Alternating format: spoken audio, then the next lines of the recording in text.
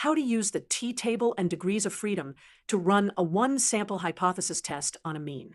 Step 1. State the hypotheses. We want to test the claim that the course raises the mean score above 850. So the null is mu less than or equal to 850, and the alternative is mu greater than 850. This is a right-tailed test at alpha equals 0.05. Step 2. Compute the test statistic. Use t equals x bar minus mu naught over south divided by square root of n.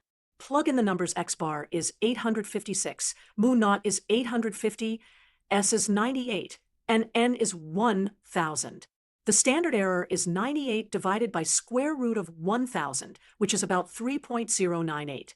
So t observed is 6 divided by 3.098, which is about 1.936. Step 3. Choose the distribution and degrees of freedom. Because the population standard deviation is unknown, we use a t-statistic with degrees of freedom n-1, which is 999. With such a large sample, t and z are almost identical. Before we open the table, a quick picture of tails. Left tail shades the left side, right tail shades the right side, and two tails split alpha in half on both sides. Now, open the t-table. Step 1. Confirm we are one-tailed with alpha equals 0.05. Step 2. Find the degrees of freedom row. With 999, we use the large row. Step 3. Move across to the column labeled one tail 0.05. The intersection gives the critical t-value. It is about 1.645. Now, draw the decision picture. The green area is 5% in the right tail.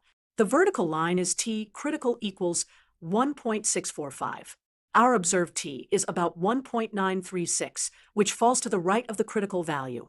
Therefore, we reject the null hypothesis and conclude the course raises the mean score above 850 at the 5% level. Here is how to do the same test in StatCrunch. Stat, t-stats, one sample with summary.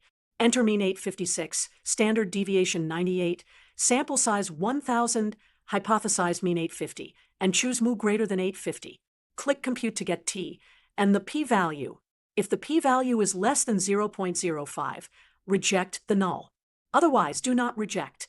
For a critical value, use stat calculators, t, set df equal to 999, and solve p of x greater than value equals 0.05 to get 1.645. Summary. Identify tail and alpha, compute degrees of freedom, read the critical t from the correct column and row, compute t observed, and compare.